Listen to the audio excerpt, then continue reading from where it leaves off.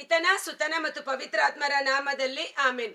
ಇಕ್ಕಟ್ಟಲ್ಲಿ ಸಹಾಯಕನೇ ನಿಮ್ಮನ್ನೇ ಆರಾಧಿಸುವೆ, ಕಷ್ಟದಲ್ಲಿ ವಿಮೋಚಕನೇ ನಿಮ್ಮನ್ನೇ ಆರಾಧಿಸುವೆ, ನನ್ ಬಾಳ ಜಯವು ನೀನೇ ನಿಮ್ಮನ್ನೇ ಆರಾಧಿಸುವೆ, ನನ್ ಬಾಳ ಬಲವು ನೀನೇ ನಿಮ್ಮನ್ನೇ ಆರಾಧಿಸುವೆ, ಮಹಿಮೆಯ ರಸನೆ ನಿನ್ನ ಆತ್ಮದಿ ಆರಾಧಿಸುವೆ, ಪರಲೋಕ ರಾಜನೆ ನಿನ್ನ ನಿತ್ಯವೂ ಆರಾಧಿಸುವೆ. ಪ್ರಭು ಕ್ರಿಸ್ತರಲ್ಲಿ ಆತ್ಮೀಯ ಸಹೋದರ ಸಹೋದರಿಯರೇ, ಇಂದಿನ ಮುಂಜಾನೆಯ ಜೀವ ಸ್ವರ ಕೀರ್ತನೆಗಳು 11. ಕೀರ್ತನೆ ಸುಮಾರು ಕೀರ್ತನೆ ಈಗ ಮುಗಿಸ್ತಾ ಬರ್ತಾ ಇದ್ದೀವಿ. ಎಲ್ಲ ಒಂದು ಶತ್ರುಗಳ ಹೋರಾಟದ ಕುರಿತೆ ಬರೆಯಲ್ಪಟ್ಟಿದೆ. ಕಾರಣ ಯೋಹನ್ನ 16:33 ಪ್ರಭು ಯೇಸು ಹೇಳಿದ ರೀತಿಯಲ್ಲಿ, ಈ ಲೋಕದಲ್ಲಿ ನಿಮಗೆ ಕಷ್ಟ ಸಂಕಟಗಳು ತಪ್ಪಿದ್ದಲ್ಲ, ಕಷ್ಟ ಸಂಕಟಗಳು ನಮಗೆ ಕಟ್ಟಿಟ್ಟ ಬುತ್ತಿ, ಆದರೆ ಧೈರ್ಯವಾಗಿರಿ, ನಾನು ಈ ಲೋಕವನ್ನ ಜಯಿಸಿದ್ದೇನೆ. ಯೇಸುವಿನ ಮಾರ್ಗ ಕಷ್ಟ ಸಂಕಟಗಳ ಮೂಲಕ ಹೋಗಬೇಕಾದ ಇಕ್ಕಟ್ಟಾದ ಮಾರ್ಗ. ಈ ಕೀರ್ತನೆಗಳನ್ನು ಓದುವಾಗ ನನಗೆ ಅನಿಸಿದ್ದು, ದಾವೀದ ದೇವರಿಂದ ಅಭಿಷೇಕಿಸಲ್ಪಟ್ಟ ವ್ಯಕ್ತಿ. ಆ ಅಭಿಷೇಕಕ್ಕೆ ವಿರುದ್ಧವಾಗಿ, ಅಭಿಷೇಕಿಸಲ್ಪಟ್ಟ ವ್ಯಕ್ತಿಗೆ ವಿರುದ್ಧವಾಗಿ ಸೈತಾನ ಹೇಗೆ ಶತ್ರುಗಳ ಮೂಲಕ ಕುತಂತ್ರ ಮಾಡುತ್ತಾನೆ. ಆದರೆ ಎಷ್ಟೇ ಶತ್ರುಗಳಿದ್ದರು, ಎಷ್ಟೇ ಕಷ್ಟ ಸಂಕಟಗಳು ಬಂದರು, ಅವೆಲ್ಲವುಗಳಿಂದಲೂ ಬಿಡುಗಡೆ ಮಾಡಿದ ದೇವರಿಗೆ ಸ್ತೋತ್ರವಾಗಲಿ. ಕೀರ್ತನೆ 34:19 ಅದ್ಭುತಕರವಾದ ವಾಕ್ಯ. ಸಜ್ಜನನಿಗೆ ಬರುವ ಕಷ್ಟ ಸಂಕಟಗಳು ವಿಪರೀತ, ಆದರೆ ಪ್ರಭು ಎಲ್ಲವನ್ನು ನಿವಾರಿಸುವುದು ನಿಶ್ಚಿತ. ಆಮೇನ್. ನನ್ನ ಯೇಸು ನನ್ನ ರಕ್ಷಕ ಎಂದು ಟೈಪ್ ಮಾಡುವ ಆ ವಾಕ್ಯ ಆಮೇನ್ ಎನ್ನುವಾಗ ತಥಾಸ್ತು ಎಲ್ಲ ಕಷ್ಟ ಸಂಕಟಗಳಿಂದ ನಮ್ಮನ್ನು ಬಿಡುಗಡೆ ಮಾಡಲು ಶಕ್ತಿಯುತವಾದದ್ದಾಗಿದೆ. Praise the lord. ಕೀರ್ತನೆಗಳು 11. ಶರಣರಿಗಿದೆ ಸಂರಕ್ಷಣೆ. ದೈವ ಭಕ್ತರಿಗೆ, ದೇವರ ಮಕ್ಕಳಿಗೆ ಸಂರಕ್ಷಣೆ ಕಟ್ಟಿಟ್ಟ ಬುತ್ತಿ. ಭಯಪಡಬೇಡಿ, ಧೈರ್ಯವಾಗಿರಿ.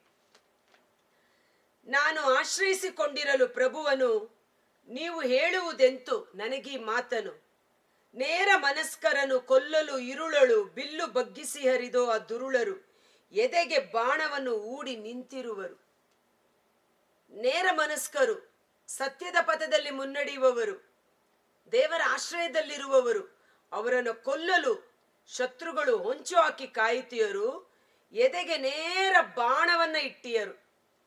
ಈ ಬಾಣ ಅಂದ ತಕ್ಷಣ ನನಗೆ ನೆನಪಾದದ್ದು, ಸೌಲ ರಾಜ ದುರಾತ್ಮ ಪೀಡಿತನಾಗಿ ನರಳಾಡುವ ಸಮಯದಲ್ಲಿ ದಾವೀದನು ಅವನ ಸಂತೈಸುವಿಕೆಗಾಗಿ ನೇಮಕ ಮಾಡಲ್ಪಟ್ಟ ವ್ಯಕ್ತಿ. ದಾವೀದ ಬಂದು ಕಿನ್ನರಿ ಬಾರಿಸುವಾಗ ಸೌಲನಲ್ಲಿದ್ದ ದುರಾತ್ಮ ಬಿಡುಗಡೆಯಾಗಿ ಅವನಿಗೆ ಉಪಶಮನವಾಗುತ್ತಿತ್ತು. ಆದ ಕಾರಣ ಸೌಲ ದಾವೀದನನ್ನು ತನ್ನ ಬಳಿಯಲ್ಲೇ ಇರಿಸಿಕೊಂಡ. ಆದರೆ ದಾವೀದನ ಅಭಿಷಕ್ತ, ದಾವೀದನ ಮೇಲೆ ಸೈತಾನನಿಗೆ ಎಷ್ಟು ಕೋಪ ನೋಡಿ, ಎಷ್ಟು ದ್ವೇಷ ನೋಡಿ. ಯಾವ ಸೌಲನಿಗೆ ಉಪಶಮನ ದೊರೆಯುವುದಕ್ಕಾಗಿ ದಾವೀದ ಕಿನ್ನರಿ ಬಾರಿಸ್ತಾ ಕೂತಿರ್ತಾನೆ, ಆದರೆ ಸೌಲನಲ್ಲಿದ್ದ ದುರಾತ್ಮ ಅವನನ್ನು ತಟ್ಟಿ ಎಬ್ಬಿಸಿ ಈಟಿಯಿಂದ ದಾವೀದನನ್ನು ತಿವಿಯಲು ಹೋಗುತ್ತಾನೆ. ಒಂದಲ್ಲ ಎರಡಲ್ಲ 3 ಬಾರಿ ಅವನು ಕೋಪೋದ್ರಿಕ್ತನಾಗಿ ಈಟಿಯಿಂದ ತಿವಿಯಲು ಬಂದಾಗಲೂ ಸಹ ದೇವರು ದಾವೀದನನ್ನು ಟಕ್ಕನೆ ಸ್ಥಳ ಬದಲಾಯಿಸಿ ಸುರಕ್ಷಿತವಾಗಿ ಕಾಯ್ದು ಕಾಪಾಡುತ್ತಿದ್ದರು. ದೇವರ ಆಶ್ರಿತರಿಗೆ, ದೇವರ ಮಕ್ಕಳಿಗಿದೆ ದೈವಿಕ ಸಂರಕ್ಷಣೆ. ಓಡಿರಿ ಪಕ್ಷಿ ಪಾರಿವಾಳಗಳಂತೆ ಗಿರಿಶಿಖರಗಳಿಗೆ, ಅಸ್ಥಿವಾರವೇ ಕಿತ್ತಿರಲು ಗತಿಯನಿತು ಸತ್ಯವಂತರಿಗೆ. ಪ್ರಭು ಪ್ರಸನ್ನನಿರುವನು ಪವಿತ್ರಾಲಯದಲ್ಲಿ, ಸ್ಥಾಪಿಸಿಯನು ಸಿಂಹಾಸನವನ್ನು ಪರದಲ್ಲಿ, ನರಮಾನವರನ್ನು ನೋಡುತ್ತೀಯನು ನೇತ್ರಗಳಲ್ಲಿ.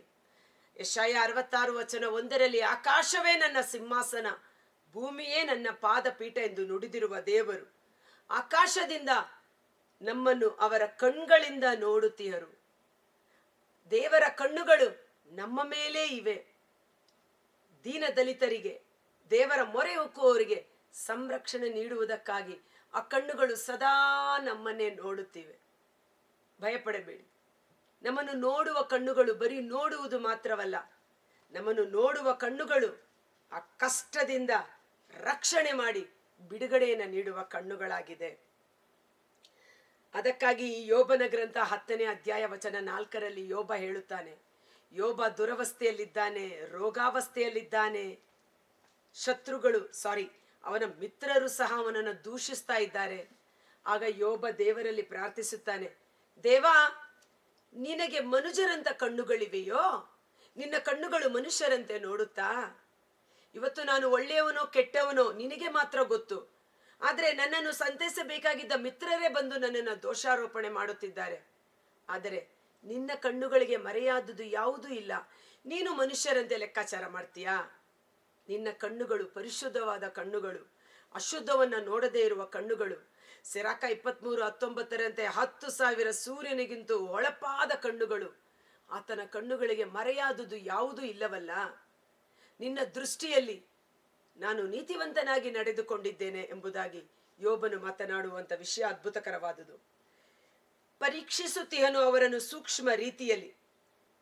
ಪರೀಕ್ಷಿಸುವನು ಪ್ರಭು ಸಜ್ಜನ ದುರ್ಜನರನು. ಪ್ರಭು ಪರೀಕ್ಷಿಸುವವನು ಸಜ್ಜನರನ್ನು ದುರ್ಜನರನ್ನು. ಒಳ್ಳೆಯವರನ್ನು ನೋಡ್ತಾ ಇದ್ದಾರೆ, ಕೆಟ್ಟವರನ್ನು ನೋಡ್ತಾ ಇದ್ದಾರೆ. ದ್ವೇಷಿಸುವನು ಮನಸಾರೆ ಹಿಂಸಾತ್ಮಕರನು. ಆದರೆ ದುರ್ಜನರನ್ನ ದೇವರು ಮನಸ್ಸಿನಲ್ಲೇ ನೋವು ಪಡ್ತಾರೆ. ಅಗ್ನಿ ಗಂಧಕಗಳನ್ನು ದುರುಳರ ಮೇಲೆ ಮಳೆಗೆರೆಯಲಿ, ಉರಿಗಾಳಿಯೇ ಅವರ ಪಾಲಿನ ಧೂಮಪಾನವಾಗಲಿ. ಸೊದೋಮ್ ಗೊಮೋರ ಪಟ್ಟಣದಲ್ಲಿದ್ದ ಜನರು ಅನೀತಿವಂತರಾಗಿ ದುಷ್ಟ ಕೃತ್ಯಗಳಲ್ಲಿ ದುರ್ಮಾರ್ಗದಲ್ಲಿ ನಡೆದುಕೊಂಡಾಗ ಬೆಂಕಿ ಗಂಧಕಗಳ ಮಳೆ ಅವರ ಮೇಲೆ ಸುರಿಯಲಾಯಿತು. ದೇವರ ತೀರ್ಪಿಗೆ ಅವರು ಗುರಿಯಾದರು. ಸತ್ಯ ಸ್ವರೂಪನಾದ ಪ್ರಭು ಸತ್ಯಪ್ರಿಯನು, ಸತ್ಪುರುಷನು ಸೇರುವನು ಆತನ ಸನ್ನಿಧಿಯನು. ದೇವರು ಸತ್ಯವಂತನು. ಸತ್ಯ ಮಾರ್ಗದಲ್ಲಿ ನಡೆಯುವ ಪ್ರತಿಯೊಬ್ಬನು ಆತನ ಸನ್ನಿಧಾನದಲ್ಲಿ ನಿಂತುಕೊಳ್ಳಲು ಯೋಗ್ಯನಾಗುವನು. ಸಜ್ಜನರನ್ನು ಪ್ರಭು ಕಟಾಕ್ಷಿಸಿ ಅವರಿಗೆ ವಿಶೇಷ ರಕ್ಷಣೆಯನ್ನು ಈಯುವನು. ದುರ್ಜನರಿಗಾದರೂ ಪ್ರಭು ವಿಮುಖನಾಗಿರುವರು. ಕರ್ತರಾದ ಯೇಸುವೇ, ಮುಂಜಾನೆ ಜೀವ ಸ್ವರವನ್ನು ಆಲಿಸುತ್ತಿರುವ ಪ್ರತಿಯೊಬ್ಬ ಸಹೋದರ ಸಹೋದರಿ ಅವರ ಕುಟುಂಬಗಳನ್ನು ನಿಮ್ಮ ಕರಗಳಿಗೆ ಸಮರ್ಪಿಸುತ್ತೇನೆ. ಸೊದೋಮ್ ಗೊಮೋರ ಪಟ್ಟಣದ ಪರವಾಗಿ ಅಬ್ರಹಾಮನು, ದೇವರ ಸ್ನೇಹಿತನಾಗಿದ್ದ ಅಬ್ರಹಾಮನು, ವಿಶ್ವಾಸದ ಪಿತಾಮಹನಾಗಿದ್ದ ಅಬ್ರಹಾಮನು ಮಧ್ಯಸ್ಥಿಕೆ ವಹಿಸಿ ಪ್ರಾರ್ಥನೆ ಮಾಡಿದನು. ದೇವಾ, ನೀತಿವಂತರು 40 ಮಂದಿ ಸಿಕ್ಕಿದರೆ ನೀನು ಅನೀತಿವಂತರೊಟ್ಟಿಗೆ ನೀತಿವಂತರನ್ನು ಸಹ ಸಂಹರಿಸುವೆಯೋ?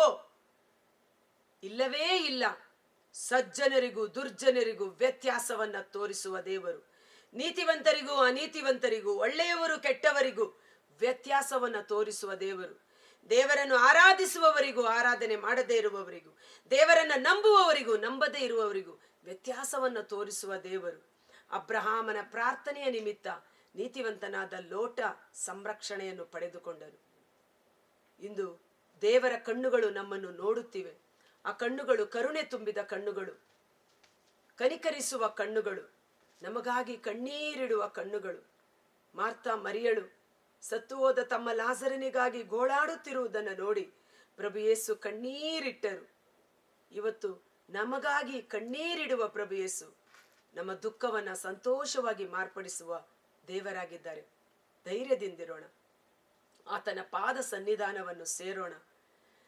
ದೇವರ ಮಕ್ಕಳಿಗಿದೆ ದೈವಿಕ ಸಂರಕ್ಷಣೆ. ಆ ಸಂರಕ್ಷಣೆಯ ಕೋಟೆ ನಮ್ಮ ಸುತ್ತಲೂ ಹಾಕಲ್ಪಡಲು. ಇವತ್ತು ನಿಮ್ಮ ಪರಿಸ್ಥಿತಿ ಏನೇ ಆಗಿರಬಹುದು, ದೇವರಿಗೆ ಅಭಿಮುಖರಾಗಿ ನನ್ನವರೆಂದು ಹೆಸರುಗೊಂಡ ನನ್ನ ಮಕ್ಕಳು ತನ್ನ ಪಾಪಕ್ಕೆ ಪಶ್ಚಾತ್ತಾಪ ಪಟ್ಟು ಪ್ರಾರ್ಥನೆ ಮಾಡಿದ್ದೇ ಆದರೆ ಪರಲೋಕದಿಂದ ಅವರ ಪ್ರಾರ್ಥನೆಯನ್ನು ಆಲಿಸಿ ಅವರ ಇಡೀ ನಾಡಿಗೆ, ಅವರ ಇಡೀ ಕುಟುಂಬಕ್ಕೆ ಸುಕ್ಷೇಮವನ್ನು, ಆರೋಗ್ಯವನ್ನು ನೀಡುವಂತೆ ಯೇಸುವಿನ ಅದ್ಭುತಕರವಾದ ನಾಮದಲ್ಲಿ ಪ್ರಾರ್ಥಿಸಿ ಬೇಡಿ ಹೊಂದಿಕೊಳ್ಳುತ್ತೇವೆ. ಆಮೆನ್. God bless you. ಈ ವಿಡಿಯೋ ಲಿಂಕನ್ನು ಪರರಿಗೂ ಶೇರ್ ಮಾಡಿ ಆಶೀರ್ವಾದವನ್ನು ಹೊಂದಿಕೊಳ್ಳಿ. ಶರಣರಿಗಿದೆ ದೈವಿಕ ಸಂರಕ್ಷಣೆ. ದೇವರನ್ನ ಆರಾಧಿಸುವವರಿಗೆ, ದೇವರನ್ನ ನಂಬಿದವರನ್ನ ದೇವರೆಂದಿಗೂ ಕೈ ಬಿಡುವುದಿಲ್ಲ. ಧೈರ್ಯದಿಂದಿರಿ. Thank you.